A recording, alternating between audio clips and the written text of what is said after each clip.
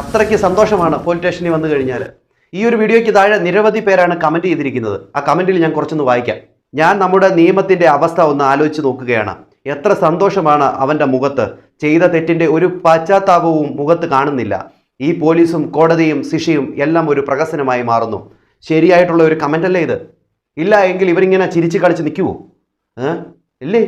സത്യമല്ലേ? അടുത്തൊരു കമൻറ്റ് നോക്കിക്കൂ.